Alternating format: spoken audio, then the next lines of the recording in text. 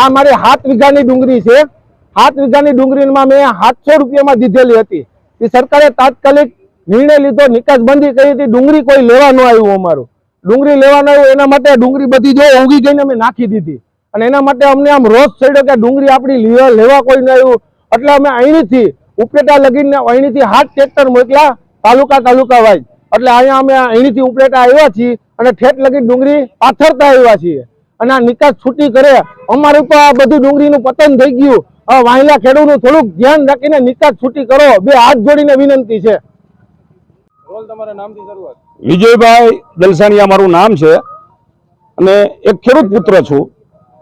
ખેડૂતના નાતે સરકારને એટલી વિનંતી કરીએ છીએ કે આજ અમારા ખેડૂતની પરિસ્થિતિ તમે જુઓ કે ઉગાડનારને કોઈ વસ્તુ મળે નહીં અને આવા ઓચિંતા નિર્ણય લઈએ કે ખેડૂતનો વેચેલો માલ વેપારી લેવા ન આવે। આવી પરિસ્થિતિમાં ખેડૂતને પૈડા ઉપર પાટું લાગે। એક તો પકાવવાનો ખર્ચો પ્લસ એને લણતરનો ખર્ચો, બધો ખર્ચો સાથે મળતા અને વેપારી લેવા ન આવે તો ખેડૂતની પરિસ્થિતિ શું થાય। અને અત્યારે આ કોઈ ધારાસભ્યો કે સંસદ સભ્યો કોઈ પણ એ ખેડૂતના દીકરા નથી, તે જેને ખેડૂતની વેદનાની ખબર હોય। ખેડૂતનો દીકરો રાજકારણ ક્યાં સુધી કરી શકે?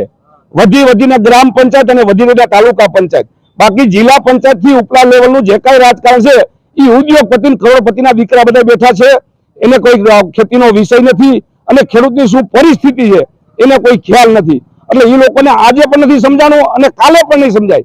પણ માણસ કહે છે કે ગમે ત્યારે કોકને ક્યારે સમજાશે, જ્યારે જેની ભૂંડી રીતે હાર થશે ત્યારે એને સમજાશે। અને અમે કોઈ પક્ષને નથી આવ્યા, અમારે કોઈ પક્ષને લેવા દેવા નથી। અમે એક ખેડૂતના દીકરા છીએ અને ખેડૂતના નાતે અમે આવ્યા છીએ। અસ્તુ।